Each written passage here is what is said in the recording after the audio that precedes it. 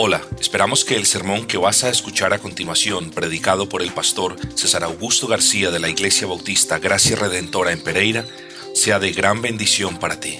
Le invitamos a ponerse en contacto con nosotros a través de nuestro sitio web www.ibgrpereira.com, esto es www.ibgrpereira.com.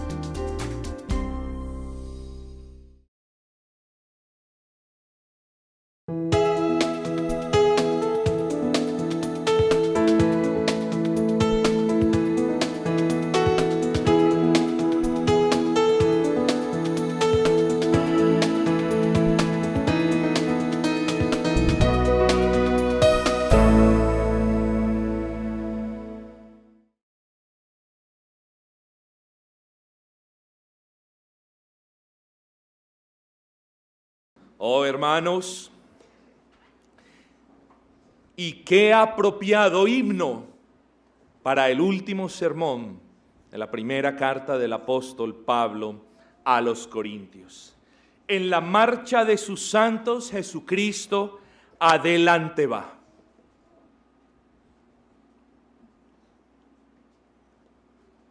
En la marcha de sus santos, Jesucristo adelante va. Hermanos, dice, con gran gozo y preparando su retorno celestial. Y ese es precisamente el título que nosotros tenemos en el último sermón de Primera de Corintios. El Señor viene, Cristo viene. Algo tan claro como eso se le ha olvidado a las iglesias cristianas. Y las iglesias cristianas o bien abusan del significado Cristo viene, y otras se les olvidan las implicaciones de que Cristo regrese. Entonces, en las primeras está este tipo de sensacionalismo. Cristo llega, y es de una manera desenfrenada, un sensacionalismo carnal, diría yo. Cristo llega, y llegan hasta tal punto en que comienzan a vituperar el nombre del Señor. Y a otras se les olvidó que Cristo llega y viven de manera desordenada como si Él no fuese a llegar.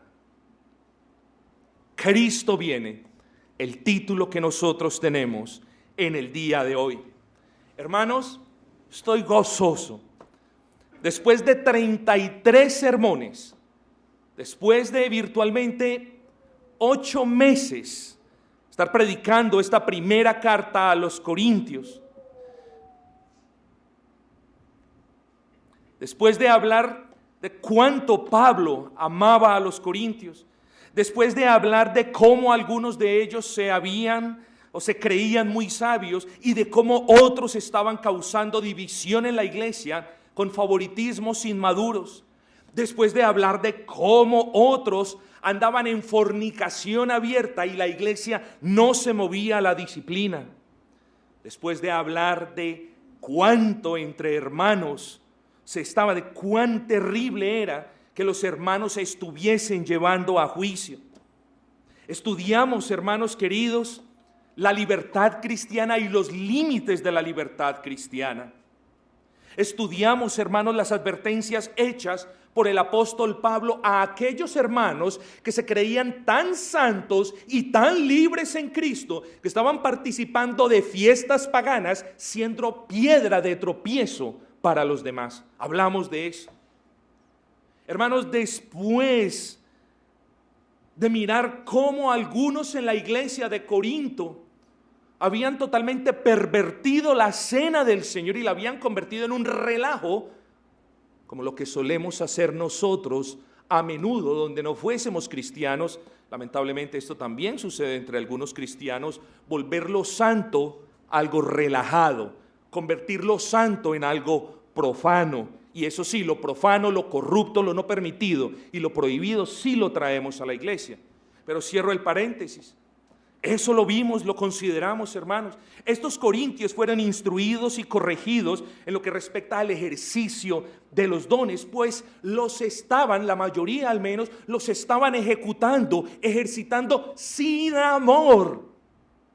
Y vimos ese hermoso capítulo 14, donde Pablo nos habla precisamente de eso, hermanos, del amor cristiano, de que nada vale si no hay amor, de que para nada sirven los dones si no se ejecutan, si no se traían a disposición de la iglesia en amor. Los dones no eran una causal para que las personas se sintieran más que otros. Todo eso lo vimos, hermanos.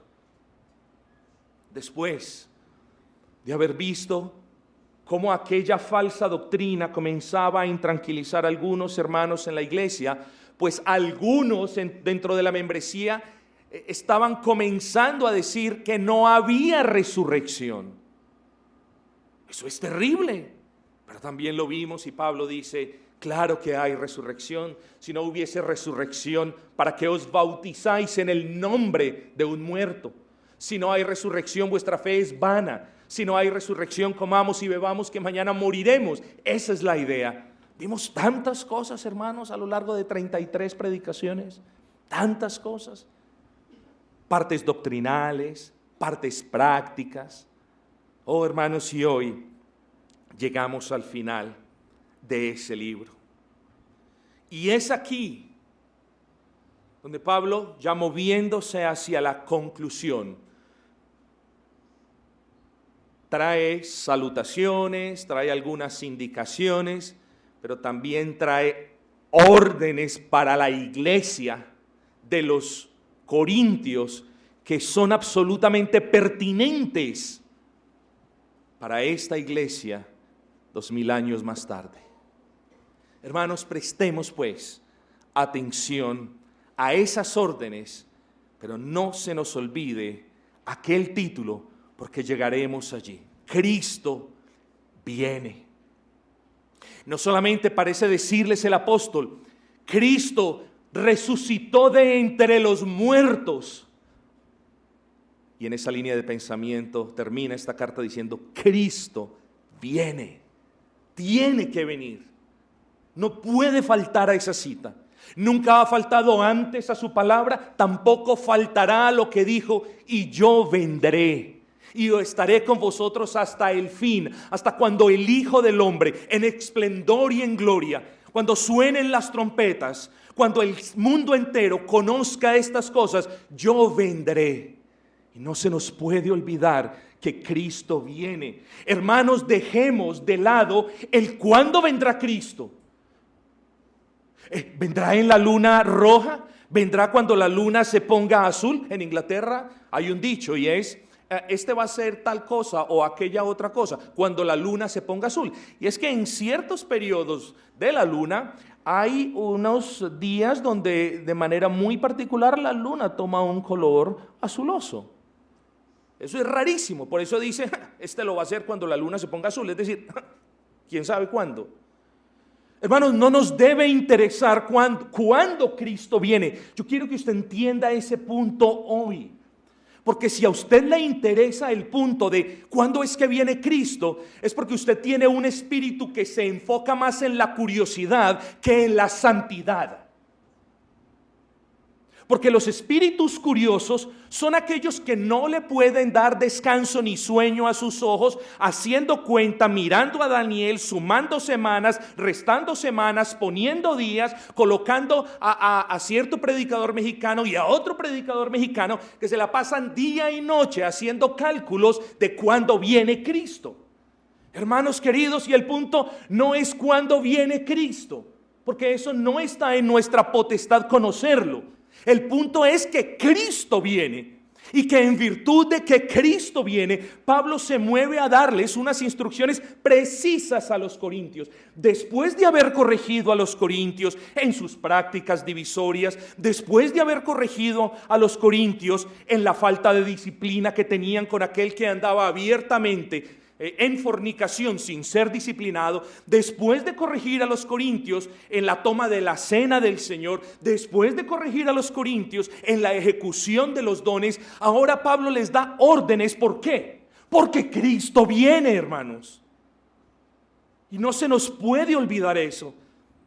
Así que el cuándo ni siquiera lo deberíamos poner debajo del que Cristo viene. El cuándo lo deberíamos desechar por completo. No, pastor, no quiero. Yo le voy a decir, ¿por qué tiene que hacerlo? Porque no está en nuestras capacidades saber cuándo llega. Y si ese cuándo yo no lo puedo determinar, o más bien, si ese cuándo no está revelado en la Escritura, yo tengo que descansar en la soberanía del Señor de que Cristo viene en el momento preciso, en el día justo, a la hora perfecta. Y lamentablemente la Escritura nos advierte que cuando Cristo venga, la mayoría no lo va a estar esperando. Van a estar viviendo de manera desordenada.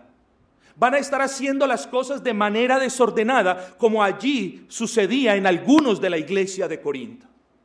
Cristo viene y es necesario, o era necesario para Pablo, darle instrucciones a la iglesia, instrucciones puntuales de las que estoy seguro, con la ayuda del buen y santo Espíritu, nosotros nos beneficiaremos. Hermanos, no voy a exponer este capítulo de manera estrictamente expositiva, ni mucho menos consecutiva. Lo voy a exponer de manera general, haciendo referencia e hincapié en varias partes. Y quiero en primera instancia decir lo primero a lo que Pablo hace referencia en el cierre de su carta, es a algo que no nos gusta escuchar.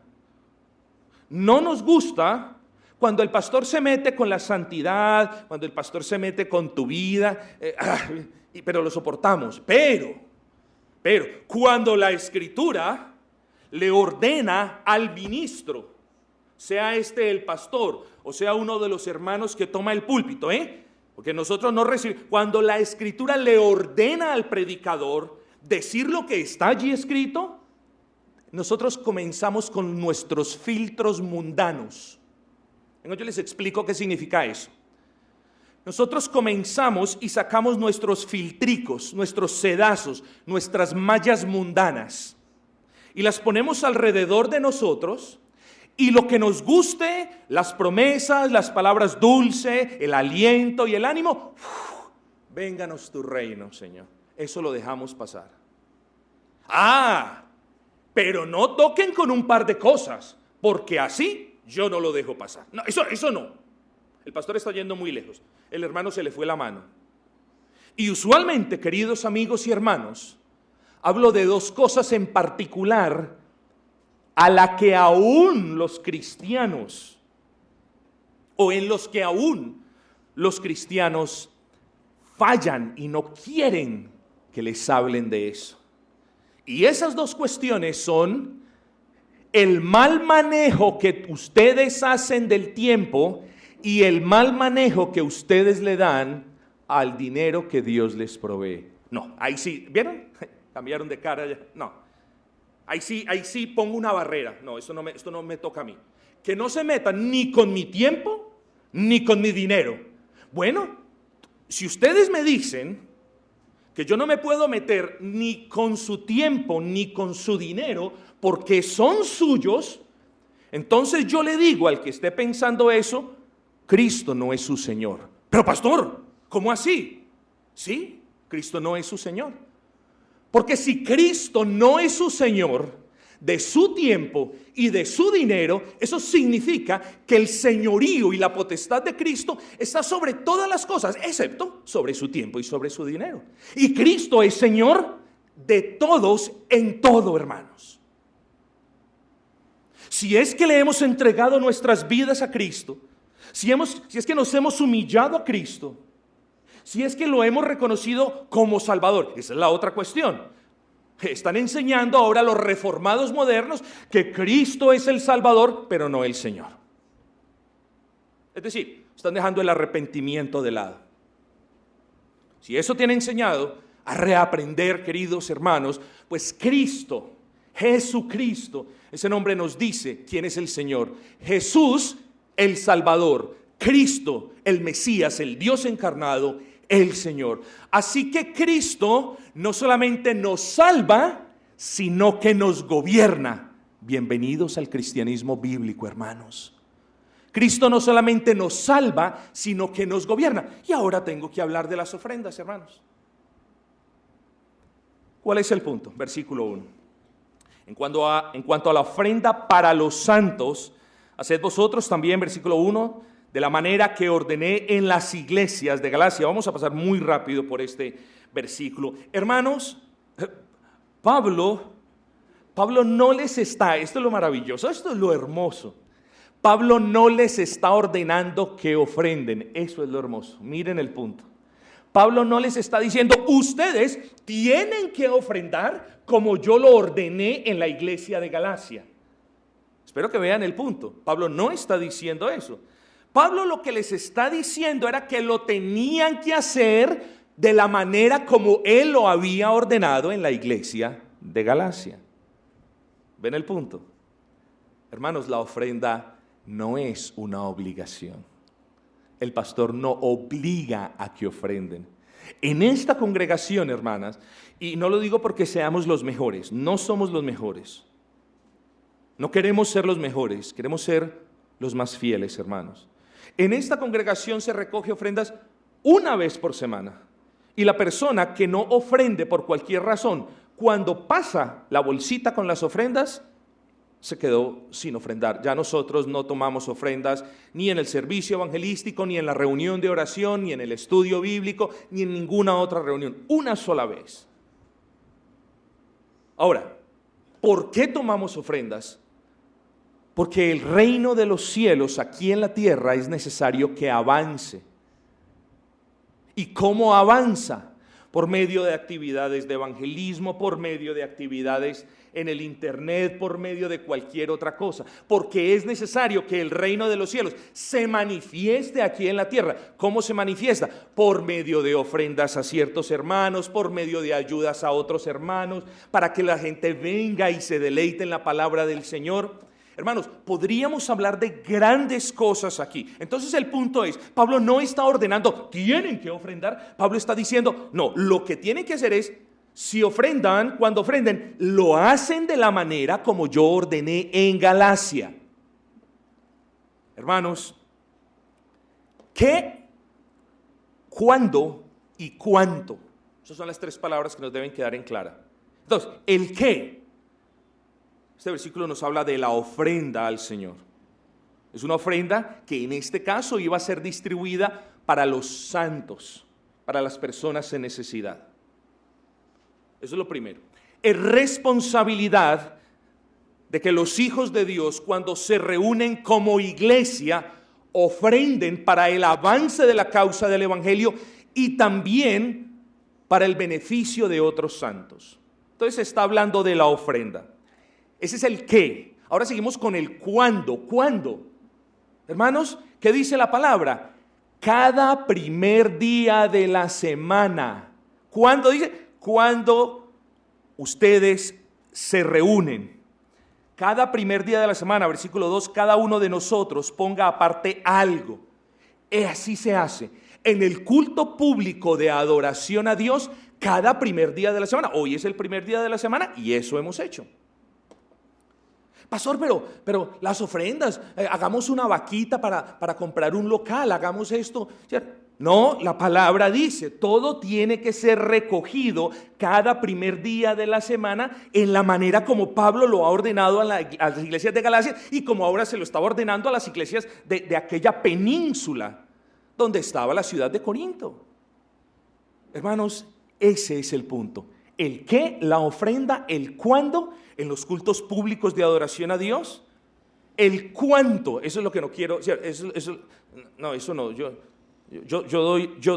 yo soy cristiano, pero si vieras que mi parte del catolicismo romano la tengo arraigada. ¿Cómo es eso, hermano? Sí, yo doy las limosnas, las monedas, las cositas que me sobren, yo las doy. Está bien. Lo que te sobre, tú lo estás dando. Qué incongruente que Dios no nos haya dado lo que le sobró, sino que se dio a sí mismo.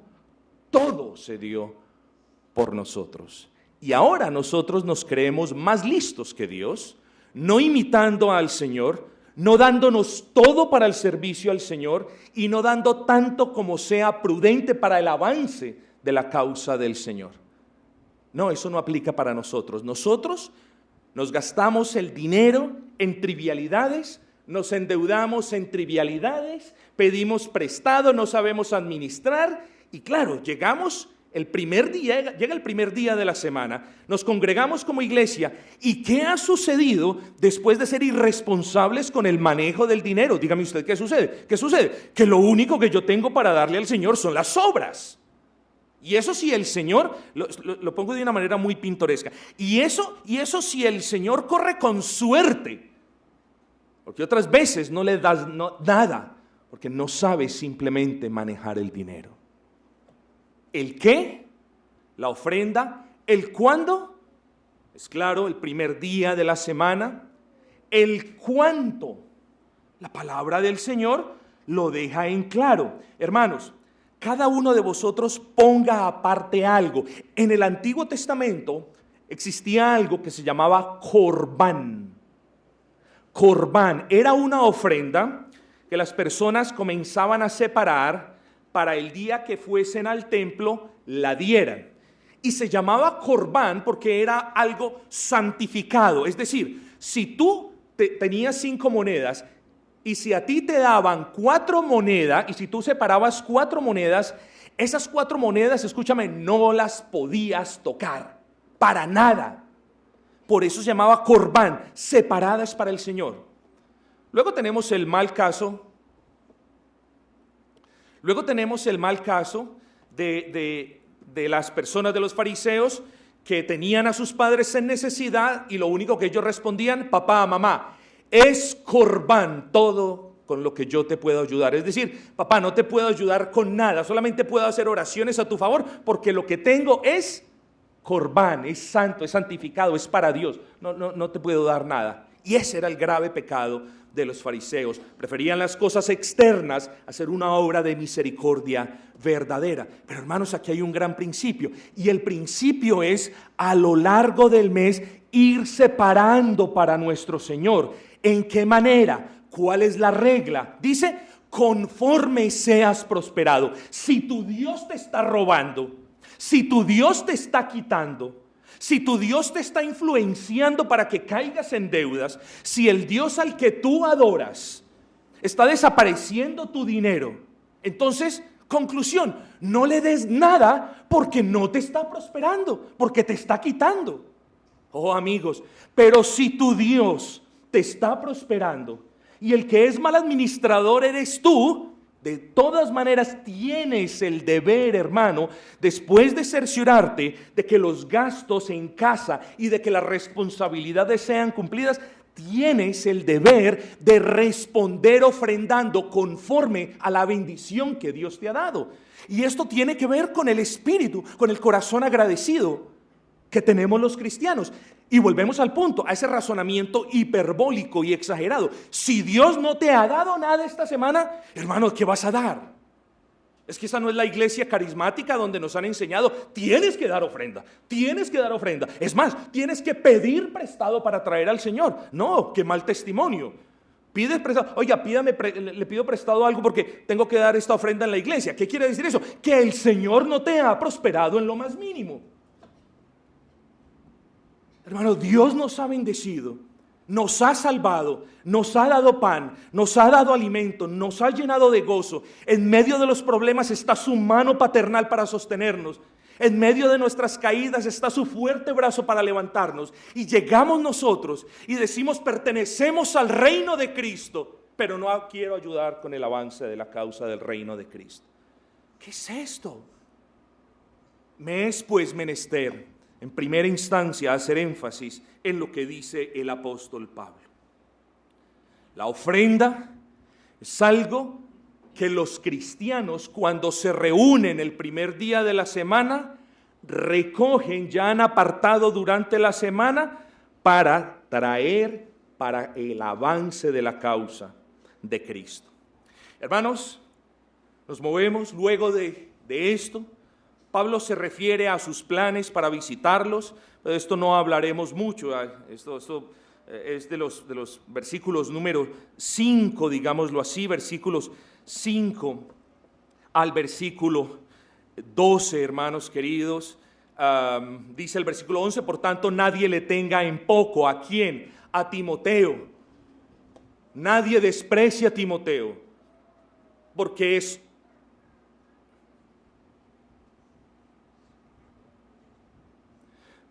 joven. Nadie desprecia a Timoteo.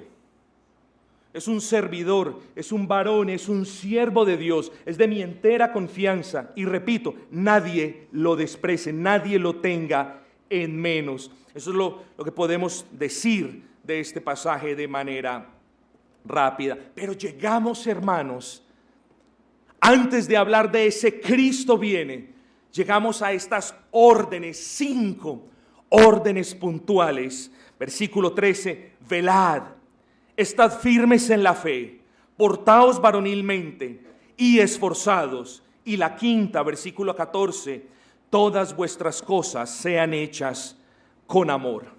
Y lo primero que les quiero decir, queridos amigos y hermanos, es que aquí encontramos aquellas instrucciones en el presente imperativo. Es decir, Pablo nos da órdenes puntuales, totalmente relevantes. Son órdenes, son instrucciones que Pablo le estaba dando a los corintios y que, insisto, mis amados, son totalmente relevantes para nosotros el día de hoy. Cuando hablamos de una instrucción en el presente tenso, estamos hablando de una orden, no de una petición, de una orden. Pablo les está diciendo a los corintios, velad. ¿Cuándo? Ahora, hacedlo ahora. Estad firmes. ¿Cuándo? Mañana. No, ahora mismo.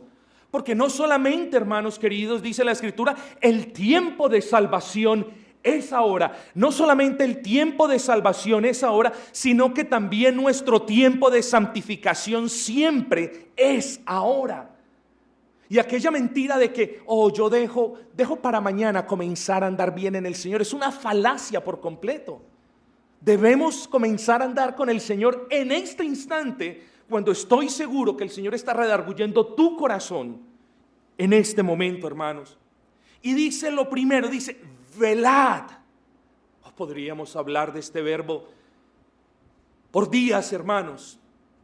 Y en el Nuevo Testamento, queridos hermanos, hay 15 alusiones a este verbo conjugado en el presente tenso. ¿Y cómo no mencionar? Yo se los leo. ¿Cómo no mencionar algunos de estos versículos? Porque ayudarán a ilustrar el punto. Dice, velad pues, porque no sabéis a qué hora ha de venir vuestro Señor. Mateo 24, 42. Velad, mantente despierto, permanece en estado vigilante. ¿Por qué? Porque vosotros no sabéis. Esta es la idea del Señor en Mateo 24. Porque vosotros no sabéis cuándo llegará el Señor. Hermanos, no estamos hablando el Señor viene. No estamos diciendo Cristo regresa. Es la consecuencia natural de que Él se haya levantado de los muertos. Bueno, con su poder, con el poder de Dios Padre y del Espíritu Santo. Es natural que la consecuencia de ese acto sea el que Él regrese. La Escritura tiene que ser cumplida. Ni una coma ni una tilde pasará de la misma hasta que todo se cumpla. Y Cristo regresa. Y lo primero que Pablo le dice a los corintios es, velad, despertad del sueño. Hermanos, ¿quiénes de ustedes se sienten con letargo espiritual? ¿Quiénes de ustedes quizás se sienten cansados de las cosas del Señor?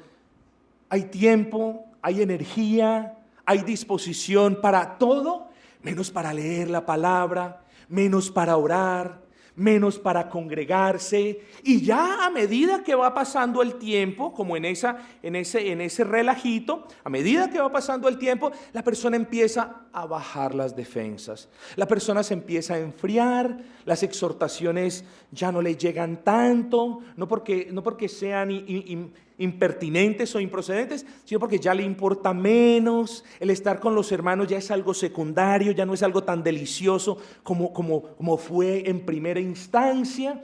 Y Pablo dice, Cristo viene y mírate cómo te va a encontrar.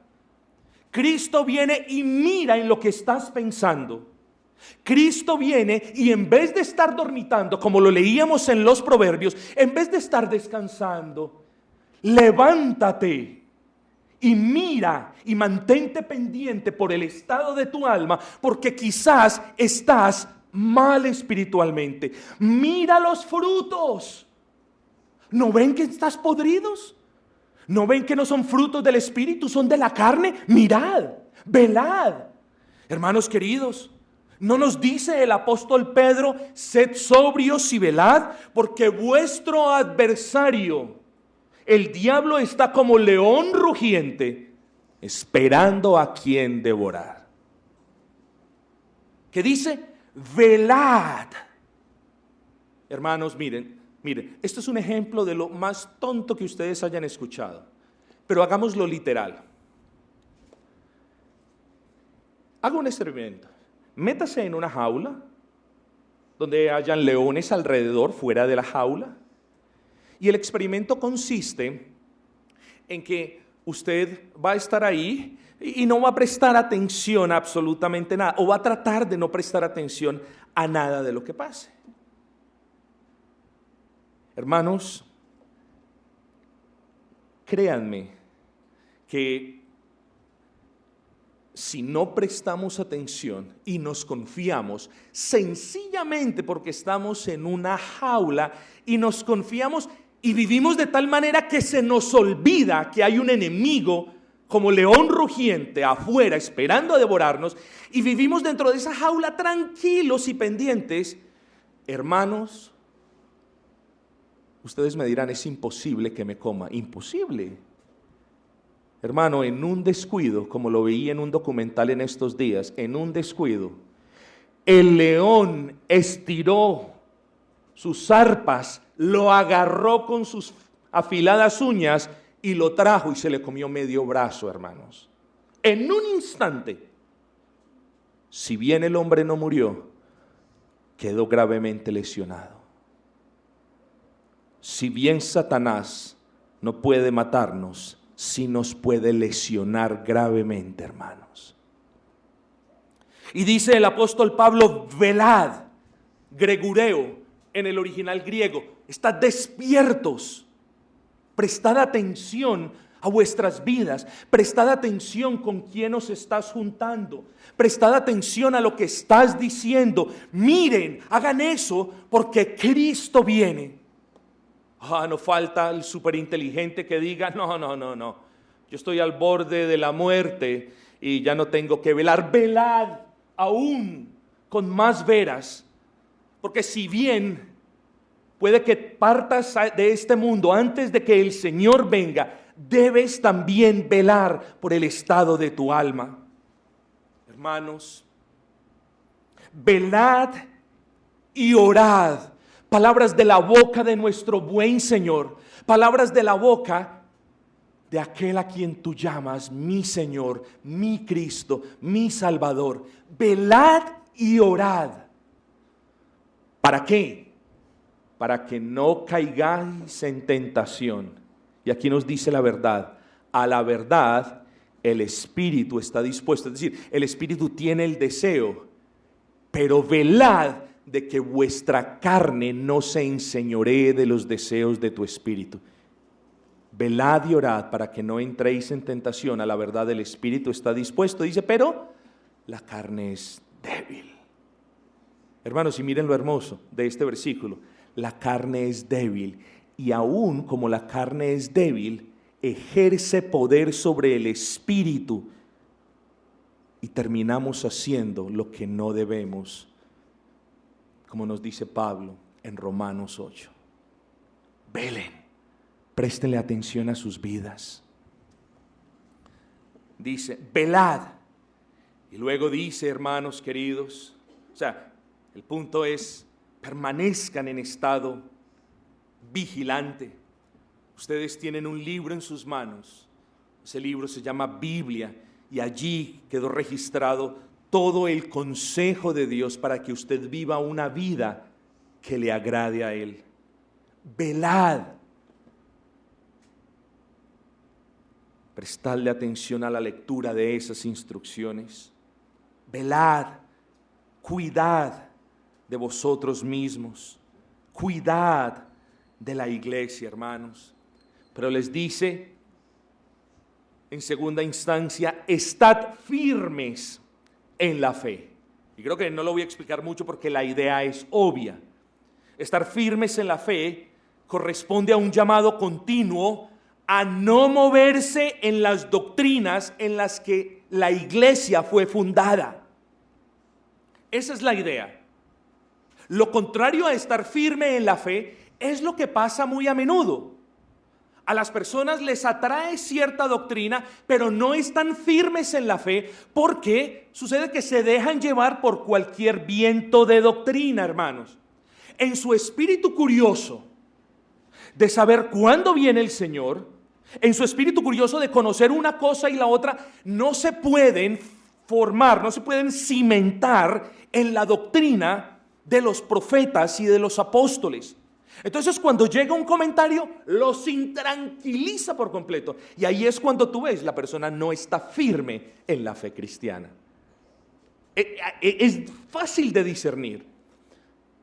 Pero hermanos, ¿cuántas de estas cuestiones las pudiésemos haber evitado si en vez de ser curiosos y si en vez de ejercitar los dedos en el internet buscando una doctrina y la otra, tenemos paciencia y nos acercamos al Señor, porque el Señor provee conocimiento y el Señor provee discernimiento, hermanos, desde el púlpito de la iglesia, hermanos? ¿Cuántos de los hermanos que aquí estuvieron no me tenían al borde de la deserción hace 5 años preguntándome una cosa y la otra? Y yo les dije, hermanos, con calma y con paciencia vamos a ir estudiando las doctrinas. Ten calma y paciencia. La mayoría de esos hermanos aún continúa hoy entre nosotros y son personas firmes y formadas en las doctrinas de la Escritura, fieles, leales y firmes en la fe. Hermanos, el llamado del apóstol Pablo pareciese ser: Corintios, firmes en la fe. No os dejéis llevar por cualquier viento de doctrina. Y es también un llamado para nosotros, hermanos. Firmes en la fe. Ustedes creen muchos que el pastor César es muy duro y es muy fuerte y es muy bravo. No, hermanos. Quienes de ustedes me conocen a título personal saben quién soy yo. Lo que yo sí no tolero es que nosotros comencemos a relajar el servicio de adoración a Dios y todo lo que hacemos para Dios, porque eso sería una manera de decir no estoy firme en la fe, ¿cierto? No, yo estoy firme y lo hacemos así, pero no comencemos a traer ideitas y cada uno de ustedes pues aporte como bien le parezca y está bien, ¿cierto? Me da miedo que ustedes se vayan, me da miedo ofenderlos con mi carácter estricto, me da miedo, ¿cierto? Me dan miedo cositas. No, hermanos. Tenemos que estar firmes en la fe y no podemos mezclar lo profano con lo divino. No podemos mezclar nuestras ideas con los principios reguladores que Dios estableció. Firmes en la fe. Porque si comenzamos a tolerar cositas aquí y allí, sufriremos daño de parte de los hombres, pero aún sufriremos desaprobación de parte de nuestro Señor. Pablo les dice a los corintios: estad firmes en la fe, queriendo decir, estad firmes en el evangelio, estad firmes en las doctrinas que emanan de las páginas reveladas de la mente de Dios. Hermanos queridos, que nadie nos mueva. ¿Estamos aprendiendo? Entonces cerremos el oído a lo que hay afuera. Queremos instruirnos, hable conmigo. Queremos leer algo, hable conmigo. Yo le puedo guiar a un buen libro. Pero hermanos, comencemos a tener esa conciencia colectiva de que somos una iglesia y debemos cuidarnos. Y tú comienzas a tener una mentalidad superior y comienzas a leer cosas extrañas, te cautivan y vienes a la iglesia a hablar cosas extrañas y a perturbar la paz de la iglesia. Oye, te lo advierto, eso yo no lo voy a permitir. Por encima de mi vida, hermanos, por encima de mi vida. Porque en esta iglesia, hermanos queridos, o hacemos las cosas tan bien como el Señor nos permita, o en esta iglesia nos adherimos a la Escritura tanto como la gracia del Señor obre en nosotros, o hermanos, vámonos. Porque para hacer las cosas mediocres, para eso hay mucho tiempo. vámonos y relajémonos y cada uno diviértase y busque una iglesia diferente. Pero si venimos aquí, hermanos, es porque queremos escuchar palabra, porque queremos que la palabra nos consuele, nos redarguya, nos anime, nos corrija. Para eso es la palabra. Hermanos, firmes en la fe. Y Pablo llega a este punto, dice, portaos varonilmente. Esto es solo para los hombres, ¿cierto? No, esto es para todos, hermanos. Ahora, ¿qué no quiere decir eso? No quiere decir ahora que la mujer tome un porte pues de macho alfa. Es que yo estoy obedeciendo porque me dice que me porte varonilmente. No, pero aquí la instrucción es para la iglesia, hermanos, tanto para hombres como para mujeres. ¿A qué se referirá el apóstol Pablo al decirnos portaos varonilmente? Hermanos, los corintios admiraban y se asombraban de lo que era sorprendente, quizás tú también, no lo sé, de lo que era novedoso, de lo que era llamativo. Los corintios eran, algunos de ellos, como niños pequeños. Lo que era sorprendente, eso le apasionaba. Lo que era novedoso y grandioso, eso le atraía. No porque tuviera una utilidad real, sino porque era novedoso, porque era llamativo. Eso le encantaba a las personas en la ciudad de Corinto. Como niños estaban felices con cualquier cosa que fuera divertida y que llamara la atención de los demás. Hermanos, portaos varonilmente en primera instancia, hace un llamado a no seáis como niños en vuestra manera de pensar. En primera instancia, este portaos varonilmente es hacer personas maduras. Ese es el primer llamado o la primera aplicación de esta palabra en la Escritura. Madurad. No seáis como niños, no viendo el propósito de las cosas. No seáis como niños, agradándote con una cosa pasajera aquí y con una cosa trivial allá. No, anhelad lo que permanece, buscad al omnipotente, creced, porque sois llamados a crecer hasta la estatura del varón perfecto. Podemos traer esta idea a colación.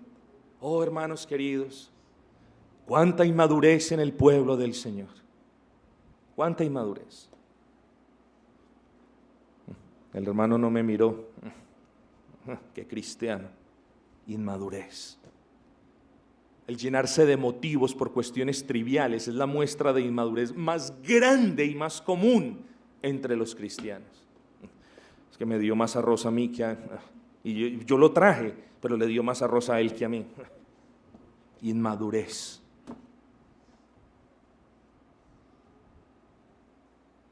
Yo le sirvo al Señor, la hermana no hace nada. Inmadurez.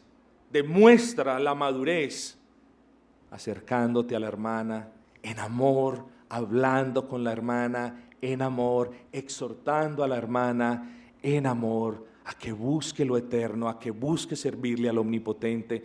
Hermanos, portémonos varonilmente. Y esta es la segunda idea. Esta idea es mucho más, nos atañe un poquito más. Esta idea hace referencia a portaos, el porte de un varón, hace referencia a ese porte firme, con carácter, que tienen, ¿no? Que se supone que tienen todos los varones. Valiente, el varón debe ser valiente, firme, con carácter. Y el apóstol Pablo decir, portaos varonilmente, lo que está diciéndoles a ellos y seguramente a nosotros también es, portaos con carácter, madurad, creced, dejad de lado las niñerías, portaos como un hombre, portaos como todo un varón, no aparentando lo que uno no es, pero sí pidiéndole al Señor la gracia para ser ese reflejo de Cristo, hermanos. Varones, Cristo fue un varón como ustedes y no se anduvo con cosas. Y el Señor lo llenó de gracia, como dice la Escritura, siendo Él el Dios omnipotente. Se humilla y dentro de la economía trinitaria se hace ese hijo de una manera humillada. Y vivió como un varón y se portó como un guerrero. Hermanos, así nosotros también tenemos ese modelo. Portaos varonilmente, hermanos. Cometen errores, aprendan de ellos. Los vuelven a cometer, examínense. Y si los vuelven a cometer es porque ya les gusta. Pero tenemos que aprender de los errores. Tenemos que estar firmes. Y ese es el cuarto punto. Esforzados. Hermanos, velad. Prestad atención por vuestras almas. Segunda orden, permaneced firmes en la doctrina en la que fuisteis empotrados, fundados. Portaos varonilmente, tened carácter, haced las cosas con madurez. Y ahora dice, esforzaos. Hermanos, miren lo hermoso. En el original griego la idea es tomen vigor, tomen fuerzas. Pero hermano, mira, tú le dices a un hermano que está desanimado, esfuérzate, esfuérzate. Y esas palabras pueden ser de ánimo. Lo que a nosotros nos falta es saber que nosotros no somos el generador de fuerza, que las fuerzas que nosotros tenemos han sido dadas por el Dios omnipotente. Lo que nosotros debemos hacer cuando exhortamos a un hermano a decirle, esfuérzate y sé valiente, nuestra tarea, nuestro deber es decirle, hermanos, clama en primera instancia, clama al Señor, pídale que le dé fuerzas para batallar contra el pecado, para batallar contra las concupiscencias que lo acechan. Pídale que le dé fuerzas para servir al Señor. Y es aquí el punto, hermanos, que cuando Pablo dice, tomen vigor, tomen fuerzas, nos acordamos de este versículo. La única manera de hacerlo, dice, fortaleceos en el Señor y en el poder de su fuerza.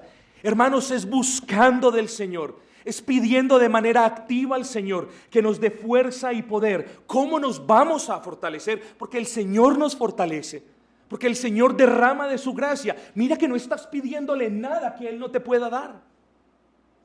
Mira que no le estás pidiendo nada que no esté escrito. Le estás pidiendo fuerza para laborar, para ser un padre piadoso, para ser un obrero honrado, para ser un hermano servicial. Le estás pidiendo fuerzas para no pecar. Dime tú si Dios no te las dará si se las pides.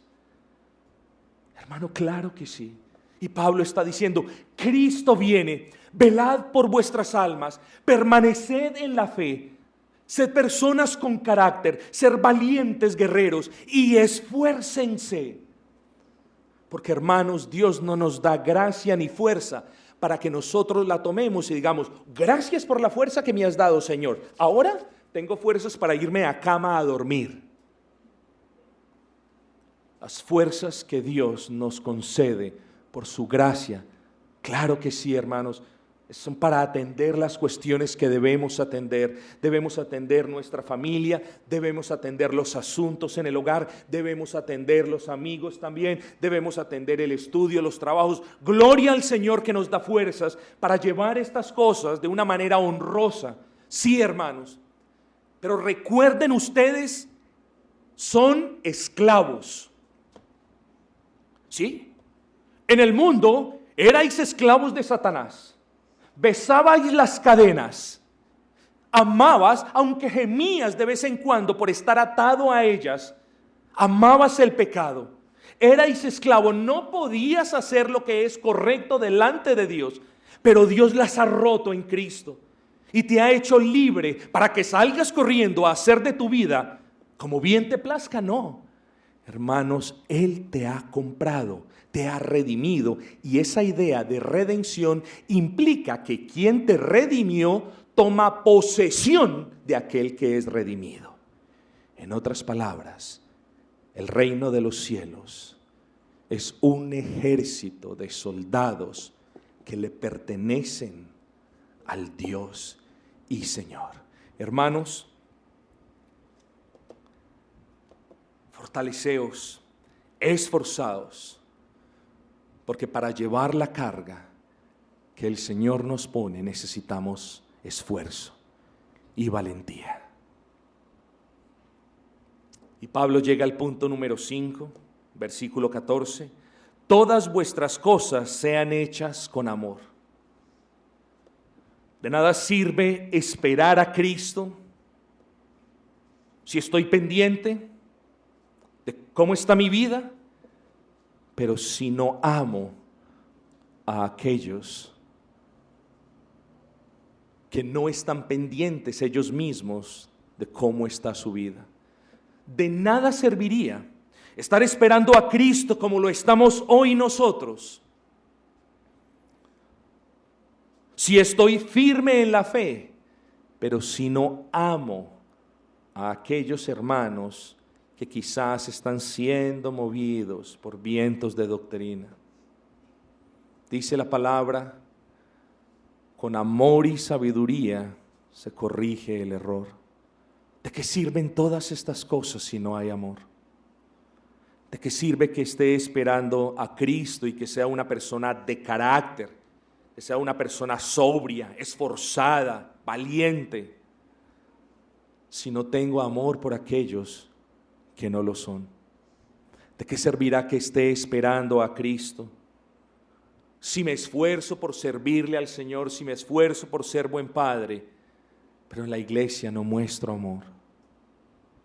Pablo lo deja en claro en el versículo 14. Todo tiene que ser hecho con amor, porque todo lo que tú hagas en la iglesia sin amor no le agrada a Dios. Tú puedes cumplir con tu deber en el trabajo, pero si no lo amas, ese trabajo puede ser lo más insoportable que tengas hoy mismo. Tú puedes ser el padre más responsable en casa, llevar el alimento a casa, mostrarle tus afectos a tu esposa y a tus niños, pero si en verdad no los amas, tanto como para dedicarte un tiempo a ellos en el estudio devocional de la palabra, en vano lo estás haciendo, hermano. No hagáis nada sin amor. El amor, termino con esto, el amor es como la sal para la carne. No le eches sal, deja la carne por fuera y la carne se te pudre prontico. Sin la sal no se preserva la carne, sin el amor no se pueden preservar muchas de las labores que Dios nos ha dado. Hermanos, el amor es como la sazón de los alimentos. Sin sazón, los alimentos son sosos, no saben a nada. Hermanos, el amor es como eso. Sin el amor, lo que nosotros hagamos o digamos es como nada. Y Pablo nos lo recuerda. Sin amor, todo lo que yo haga en la iglesia y lo que yo hable son como instrumentos desafinados, como címbalos que retiñen, que son fastidiosos a los oídos. Y Pablo nos lo repite una vez más. Esperad a Cristo, velando, siendo firme, portándoos varonilmente, permaneciendo firmes en la doctrina, sí, pero esperad a Cristo, amando a Dios y amando a los hermanos. En otras palabras, esperad a Cristo, obedeciendo su palabra y sirviendo a los hermanos, sacrificándote por ellos, sirviéndoles para que se beneficien de todo. Terminamos, hermanos. Yo, Pablo, os escribo esta salutación de mi propia mano. El que no, hemos hablado del amor, amad a Dios y amad a vuestro prójimo. Versículo 22. El que no ame al Señor Jesucristo sea maldito. Uy, palabras fuertísimas. El que no ame a Cristo sea anatema, maldito. ¿Ustedes se acuerdan de las palabras del apóstol Pablo en Gálatas? Aquel que predique otro evangelio, si soy yo o un ángel del cielo, sea maldito, anatema. Hermanos, el que predica otro evangelio no ama a Dios. El tal es maldito por punta y punta. Y en esta ciudad, hermanos, hay falsos pastores que se llaman a sí mismos pastores, que no son más que personas en profundo estado de condenación, malditos, porque predican un falso evangelio. Son palabras fuertes, hermanos. Y si tú predicas un falso evangelio, no me vengas a mí con el cuento de yo predico un falso evangelio, el evangelio de la prosperidad, pero yo amo a Dios. ¿Cómo puedes decir que amas a Dios predicando un mensaje que no es el evangelio?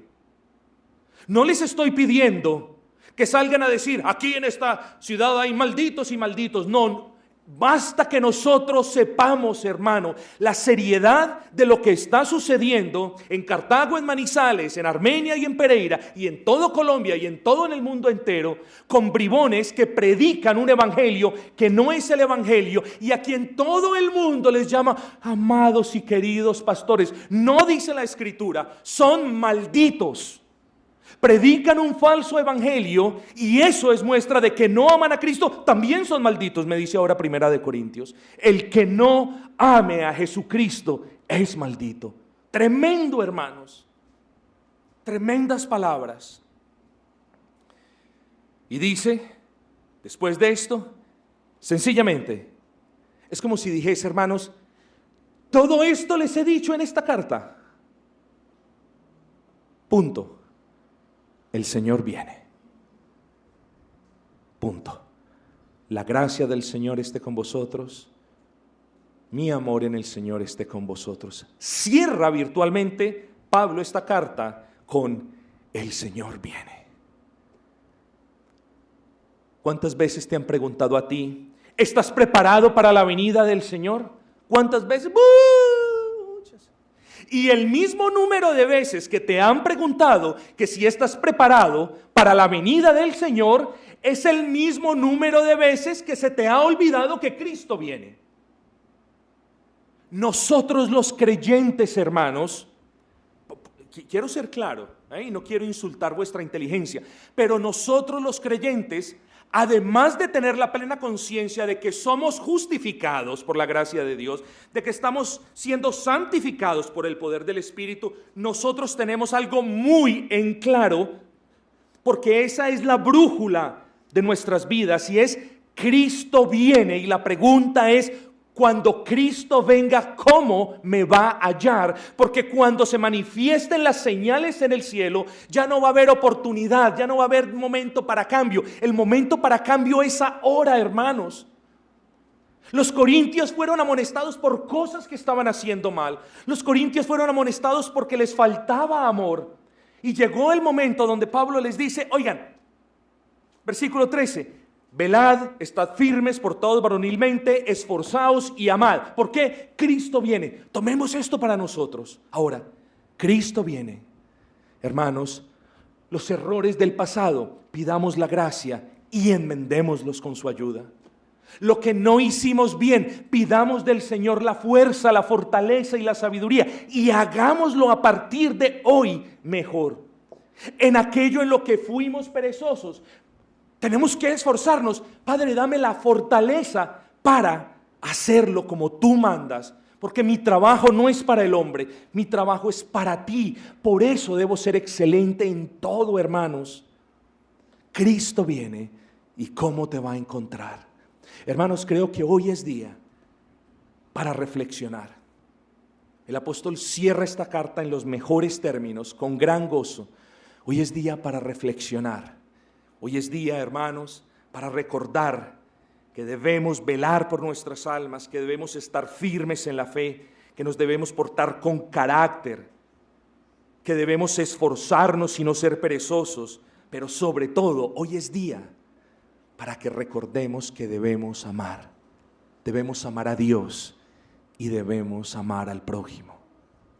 Hermanos, terminamos esta carta con esas exhortaciones, con esa fuerte aseveración de la maldición de quienes proclaman otro evangelio, porque es evidente que no aman a Cristo, y con el recorderis, con esa brújula que debe ser para nuestras almas esa verdad: Cristo viene. ¿Crees que Cristo viene? Oye, yo no te quiero obligar a nada, porque si no crees que Cristo viene, sigue andando como vienes andando hasta hoy. Dale, tranquilo. Si no crees que Cristo viene, es más, si no crees que Cristo puede venir hoy, si a Él le place, no pasa nada, sigue andando como vienes andado. No pasa nada, mantente tranquilo. Pero si crees que Cristo viene, y si crees en sus palabras de vendrá como ladrón en la noche, cuando quizás tú no lo sospechas, entonces presta atención a esta solemne advertencia de 1 Corintios 16:22, el Señor viene.